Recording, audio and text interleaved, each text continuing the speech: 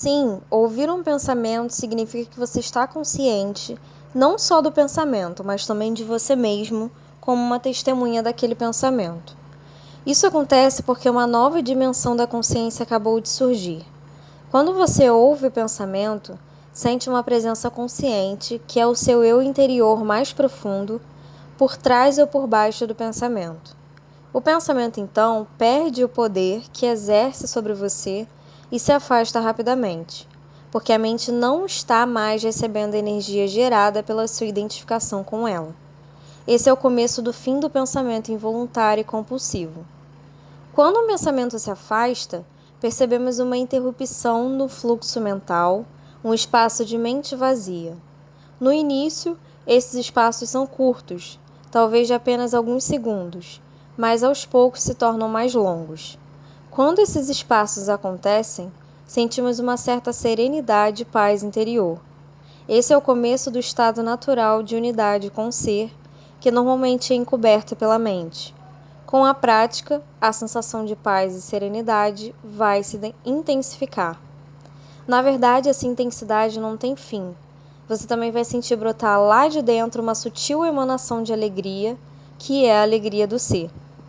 Não se trata de um estado de transe, nada disso. Se o preço da paz fosse a perda da consciência e o preço da serenidade, a falta de vitalidade e de vivacidade, então não valeria a pena. É exatamente o oposto. Nesse estado de conexão interior, ficamos muito mais alertas, estamos presentes por inteiro. Ao penetrarmos mais profundamente nessa área de mente vazia, como ela às vezes é chamada no Oriente, começamos a perceber o estado de pura consciência. Nesse estado, sentimos a nossa própria presença com tal intensidade e alegria que os pensamentos, as emoções, nosso corpo, o mundo exterior, tudo se torna insignificante comparado a ele. No entanto, não é um estado egoísta, e sim generoso. Ele nos transporta para um ponto além do que antes julgávamos ser o nosso eu interior. Essa presença é essencialmente você, e ao mesmo tempo muito maior do que você.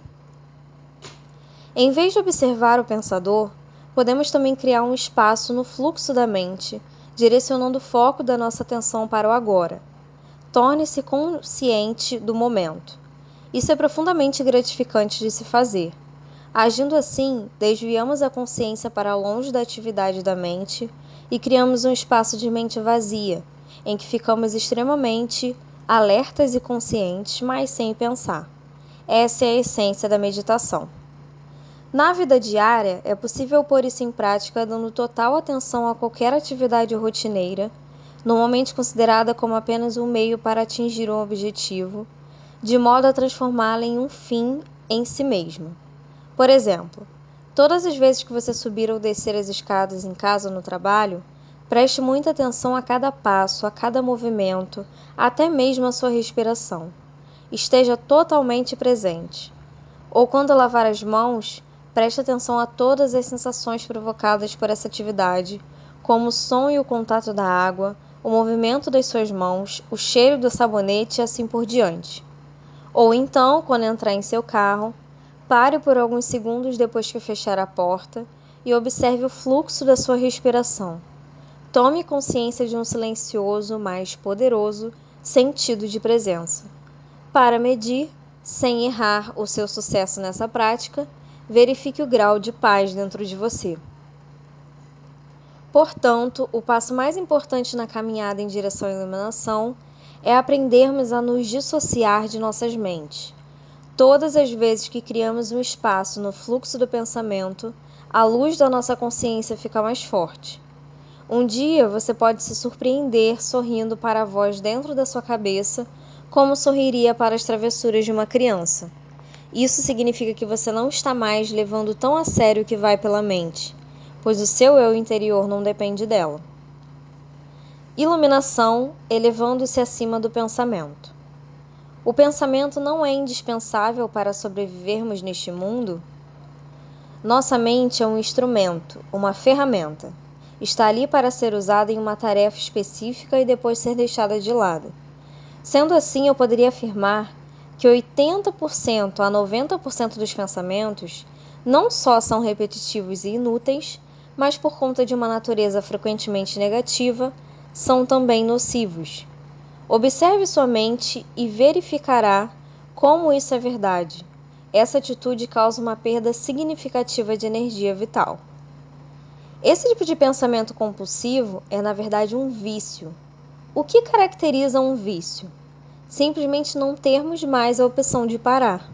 O vício parece mais forte do que nós, proporciona ainda uma falsa sensação de prazer, um prazer que quase sempre se transforma em sofrimento. Por que temos de ser viciados em pensar? Porque estamos identificados com esse processo, já que a percepção do eu interior tem origem no conteúdo e na atividade de nossas mentes. Acreditamos que deixaríamos de existir se parássemos de pensar. No processo de crescimento, construímos uma imagem mental de nós mesmos, baseadas em nosso condicionamento pessoal e cultural. Podemos chamar isso o fantasma pessoal do ego. Consiste em uma atividade mental e só pode ser mantido através do pensar constante. A palavra ego tem sentidos diferentes para pessoas diferentes, mas aqui significa um falso eu interior, criado por uma identificação inconsciente com a mente. Para o ego, o momento presente dificilmente existe. Só o passado e o futuro são considerados importantes. Essa total inversão da verdade explica por que, para o ego, a mente não é totalmente funcional. O ego está sempre preocupado em manter vivo o passado, porque pensa que sem ele não seríamos ninguém, e se projeta no futuro para assegurar a continuação de sobrevivência e buscar algum tipo de escape ou satisfação lá adiante. Ele diz assim: um dia, quando isso ou aquilo acontecer, vou ficar bem, feliz, em paz. Mesmo quando o ego parece estar preocupado com o presente, não é o presente que ele vê, porque constrói uma imagem completamente distorcida a partir do passado, ou então reduz o presente a um meio para obter o fim desejado, um fim que consiste em um futuro projetado pela mente. Observe sua mente e verá que é assim que ela funciona. O momento presente tem a chave para a libertação, mas você não conseguirá percebê-lo enquanto você for a sua mente. Não quero perder a minha capacidade de analisar e criticar. Não importa em aprender a pensar de forma mais clara, com um sentido mais direcionado, mas não quero perder esse dom, que considero bem mais precioso que temos. Sem ele, seríamos apenas mais uma espécie animal. O predomínio da mente é apenas um estágio na evolução da consciência. Precisamos urgentemente passar ao próximo estágio, senão seremos destruídos pela mente, que se transformou em um monstro. Falarei sobre isso em detalhes mais adiante. Pensamento e consciência não são sinônimos. O pensamento é um pequeno aspecto da consciência. O pensamento não consegue existir sem a consciência, mas a consciência não necessita do pensamento. A iluminação significa chegar a um nível acima do pensamento, e não ficar abaixo dele no nível de um animal ou de uma planta. No estado iluminado, continuamos a usar nossas mentes quando necessário, mas de um modo mais focalizado e eficiente. Assim, utilizando nossas mentes com objetivos práticos, não ouvimos mais o diálogo interno involuntário e sentimos uma enorme serenidade interior. Quando usamos de fato nossas mentes, e em especial, quando necessitamos de uma solução criativa, há uma oscilação de segundos entre o pensamento e a serenidade, entre a mente ativa e a mente vazia. O estado de mente vazia é a consciência sem o pensamento. Só assim é possível pensar criativamente, porque somente desse modo o pensamento tem alguma força real. O pensamento sozinho, quando não mais conectado com a área da consciência, que é muito ampla, rapidamente se torna árido, doentio e destrutivo.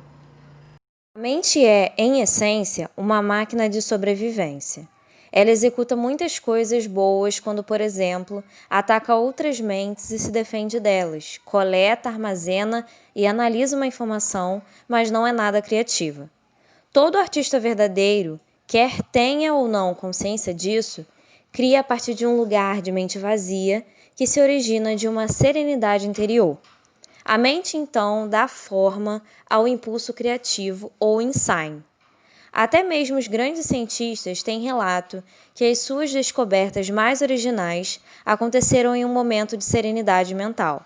Uma pesquisa nacional realizada com alguns dos matemáticos mais preeminentes que já atuaram nos Estados Unidos, incluindo Einstein, para estudar seus métodos de trabalho, mostrou que o pensamento é apenas uma parte secundária da fase breve e decisiva do ato criativo em si. Logo, eu poderia dizer que a maioria dos cientistas não é criativo, não porque não sabe pensar, mas sim porque não sabe como parar de pensar. Não foi a mente nem o pensamento que criou o milagre da vida ou nossos corpos. É claro que existe uma inteligência de uma dimensão muito maior do que a da mente, trabalhando para manter tudo isso funcionando. Como uma simples célula humana que mede 1/1000 de 25,4 milímetro pode conter instruções dentro do DNA que encheriam 1000 livros de 600 páginas cada um. Quanto mais aprendemos sobre o funcionamento do corpo, mais percebemos como é vasta a inteligência que age dentro dele e como sabemos pouco a esse respeito. Quando a mente se relaciona com o corpo, transforma-se na mais maravilhosa das ferramentas. Serve, então, a alguma coisa maior do que ela mesma. Emoção. A reação do corpo à mente. E quanto às emoções? Elas me dominam muito mais do que a minha mente. A mente, no sentido em que emprego o termo, não é apenas pensamento. Ela inclui nossas emoções, assim como todos os padrões de reações mentais e emocionais inconscientes. A emoção nasce num lugar onde a mente e o corpo se encontram. É a reação do corpo à nossa mente, ou podemos dizer, um reflexo da mente no corpo. Por exemplo, um pensamento agressivo ou hostil vai acumulando aos poucos uma energia no corpo, a raiva. O corpo está se preparando para lutar. Já a ideia de que nos encontramos sob uma ameaça física ou psicológica faz com que o corpo se contraia, o que é a manifestação física daquilo que chamamos medo. As pesquisas têm demonstrado que as emoções fortes causam até mesmo mudanças na bioquímica do corpo. Essas mudanças bioquímicas representam um aspecto físico ou material da emoção. Em geral, não temos consciência de todos os nossos padrões de pensamento. Só é possível trazê-los à consciência quando observamos nossas emoções. Quanto mais identificados estivermos com o nosso pensamento, com as coisas que nos agradam ou não, com nossos julgamentos e interpretações, ou seja, quanto menos presentes estivermos como consciência observadora, mais forte será a carga de energia emocional, tenhamos ou não consciência disso. Se você não consegue sentir as suas emoções, se as mantém à distância, terminará por senti-las em um nível puramente físico, como um sintoma ou um problema físico. Muito se tem escrito a respeito disso nos últimos anos, portanto não precisamos nos aprofundar no assunto.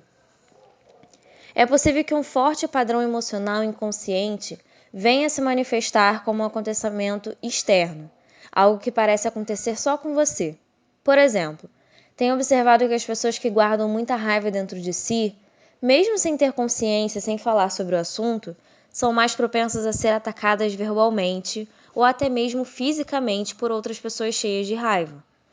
Com frequência, sem qualquer motivo aparente. A razão é que elas desprendem uma raiva tão forte que acaba sendo captada de forma subconsciente por outras pessoas, e isso aciona a raiva latente que essas trazem dentro de si. Se você tem dificuldade de sentir suas emoções, comece concentrando a atenção na área de energia interior do seu corpo. Sinta o seu corpo lá no fundo.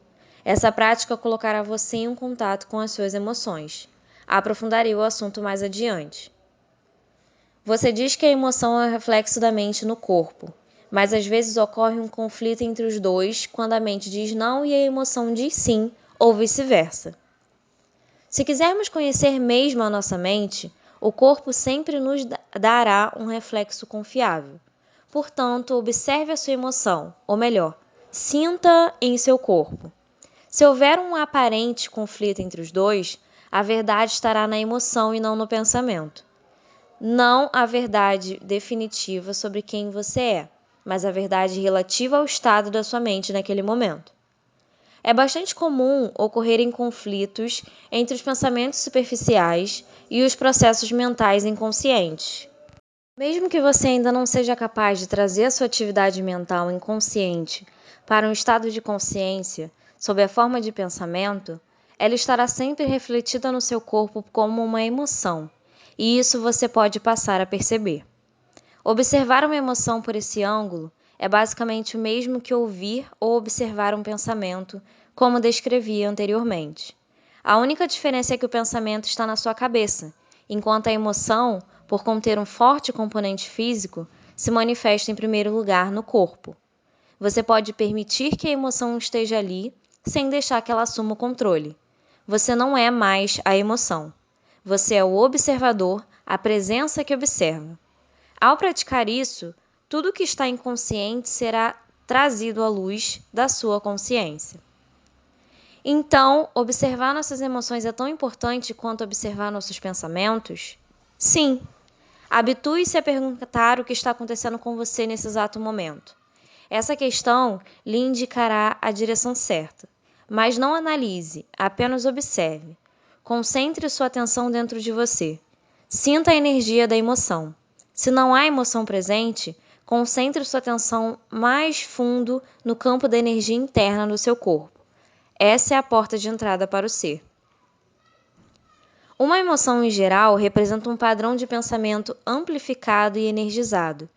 Por conta da carga energética, quase sempre excessiva que ela contém, não é fácil a princípio termos condições para observá-la. A emoção quer assumir o controle e quase sempre consegue, a menos que você esteja sempre em alerta. Se você for empurrado para uma identificação inconsciente com a emoção, ela se tornará temporariamente você. É comum se estabelecer um círculo vicioso entre o pensamento e a emoção, porque um alimenta o outro. O padrão do pensamento cria um reflexo amplificado de si mesmo na forma de uma emoção, fazendo com que a frequência vibratória desta permaneça alimentando o padrão de pensamento original. Ao lidar mentalmente com a situação, acontecimento ou pessoa que é identificada como causadora da emoção, o pensamento fornece energia para a emoção, a qual, por sua vez, energiza o padrão de pensamento e assim por diante.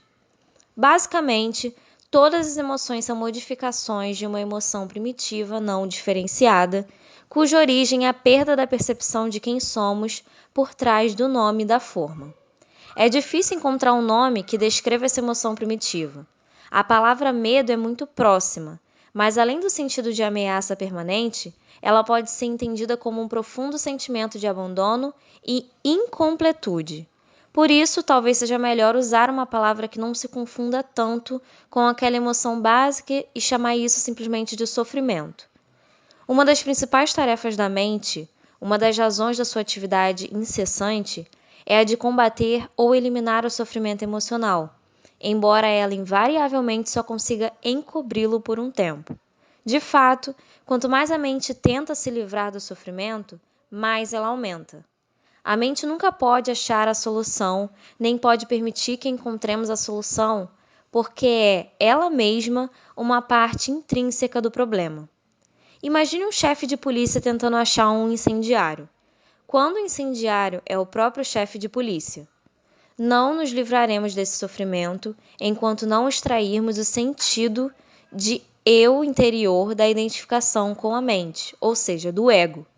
A mente é, então, derrubada da sua posição de poder e o ser se revela em si mesmo, como a verdadeira natureza da pessoa. Já sei o que você vai perguntar agora. Eu ia perguntar: o que acontece com as emoções positivas, como o amor e a alegria? Elas são inseparáveis do estado natural de conexão interior com o ser. Sempre que houver um espaço no fluxo dos pensamentos, podem ocorrer lampejos de amor e alegria ou breves instantes de uma paz profunda. Para a maioria das pessoas, tais espaços raramente acontecem e, mesmo assim por acaso, nas ocasiões em que a mente fica sem palavras, instigada por uma beleza estonteante, uma exaustão física extrema ou mesmo um grande perigo. de repente se instala uma serenidade interior. E dentro dessa serenidade, existe uma alegria sutil, mais intensa, existe amor, existe paz. Normalmente, tais momentos têm vida curta, pois a mente logo reassume essa atividade barulhenta a que chamamos pensar. O amor, a alegria e a paz não conseguem florescer a menos que tenhamos nos livrado do domínio da mente. Mas eu não o chamaria de emoções. Eles estão por baixo das emoções em um nível mais profundo. Portanto, precisamos nos tornar plenamente conscientes de nossas emoções e ser capazes de senti-las antes de ser capaz de sentir aquilo que está além delas. A palavra emoção significa literalmente desordem. A palavra vem do latim emovere, que significa movimentar. Amor, alegria e paz são estados profundos do ser, ou melhor, 3 aspectos do estado de ligação interior com o ser. Assim, não possuem opositores pela simples razão de que surgem por trás da mente. As emoções, por outro lado, sendo uma parte da mente dualística, estão sujeitas à lei dos opostos. Isso quer dizer simplesmente que não se pode ter o bom sem que haja o mal. Portanto, numa condição não iluminada de identificação com a mente, aquilo que algumas vezes é erroneamente chamado de alegria é o lado geralmente breve do prazer, dentro da alternância contínua do ciclo sofrimento/prazer. O prazer sempre origina de alguma coisa externa a nós, ao passo que a alegria nasce do nosso interior. A mesma coisa que proporciona prazer hoje provocará sofrimento amanhã, ou nos abandonará, e essa ausência causará sofrimento.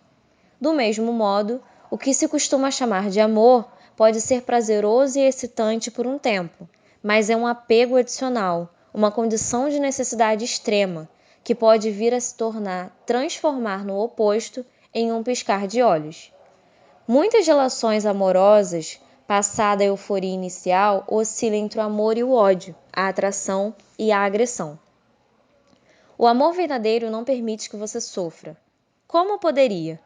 Não se transforma em ódio de repente, assim como a verdadeira alegria não se transforma em sofrimento. Antes de atingirmos a iluminação, antes mesmo de nos libertarmos de nossas mentes, podemos ter lampejos de alegria autêntica, de um amor verdadeiro ou de uma profunda paz interior tranquila, mas intensamente viva. Esses são aspectos da nossa verdadeira natureza, em geral obscurecida pela mente. Mesmo dentro de uma relação normal de dependência, é possível haver momentos em que podemos sentir a presença de algo genuíno, incorruptível, mas serão somente lampejos a serem logo encobertos pela interferência da mente. Você poderá ficar com a impressão de que teve alguma coisa muito valiosa, mas a perdeu, ou a sua mente pode lhe convencer de que tudo não passou de uma ilusão. A verdade é que não foi uma ilusão e você também não perdeu nada. Esse algo valioso é parte de seu estado natural. Pode estar encoberto, mas nunca ser destruído pela mente. Mesmo quando o céu está totalmente coberto, o sol não desapareceu, ainda está lá por trás das nuvens. Buda diz que a dor ou o sofrimento surge através de desejos ou anseios e que para se libertar da dor é preciso romper as amarras do desejo. Todos os anseios nascem da busca da mente por salvação ou satisfação nas coisas externas e no futuro, como substitutos da alegria do ser. Se somos nossas mentes, somos aqueles anseios, aquelas necessidades, desejos, apegos e aversões. Fora deles, não existe o eu, exceto como uma mera possibilidade, um potencial não preenchido, uma semente que ainda não germinou. Nessa condição, até mesmo o desejo de nos tornarmos livres ou iluminados não passa de mais um desejo a ser realizado ou concluído no futuro. Portanto, não busque se libertar do desejo ou adquirir a iluminação. Torne-se presente. Esteja lá como um observador da mente. Em lugar de citar Buda, seja o iluminado, que é o que a palavra Buda significa. Os seres humanos têm vivido enredados pelo sofrimento por séculos, desde que decaíram do estado de graça, penetraram no domínio do tempo e da mente e perderam a percepção do ser. Nesse momento, começaram a se perceber como fragmentos sem sentido em um universo estranho, sem conexão com a fonte e com o seu semelhante. Enquanto estivermos identificados com as nossas mentes, ou seja, enquanto estivermos inconscientes espiritualmente, o sofrimento será inevitável. Refiro-me aqui ao sofrimento emocional, que é também a causa principal do sofrimento físico e da doença. O ressentimento, o ódio, a autopiedade, a culpa, a raiva, a depressão, o ciúme e até mesmo uma leve irritação são formas de sofrimento. E qualquer prazer ou forte emoção contém em si a semente do sofrimento. É o inseparável oposto que se manifestará com o tempo. Quem já tomou bebidas alcoólicas ou drogas para ficar alto, sabe que o alto se transforma em baixo, que o prazer se torna uma forma de sofrimento. A maioria das pessoas também sabe, por experiência própria, como uma relação íntima pode se transformar de modo fácil e rápido de fonte de prazer em fonte de sofrimento. Vista de uma perspectiva mais ampla, tanto a polaridade negativa quanto a positiva são lados de uma mesma moeda, são partes de um sofrimento que está oculto, inseparável do estado de consciência identificados com a mente. Existem dois níveis de sofrimento: o que você cria agora e o que tem origem no passado que ainda vive em sua mente e no seu corpo. Deixar de criar sofrimento no presente e dissolver o sofrimento do passado, é sobre isso que desejo falar com você agora.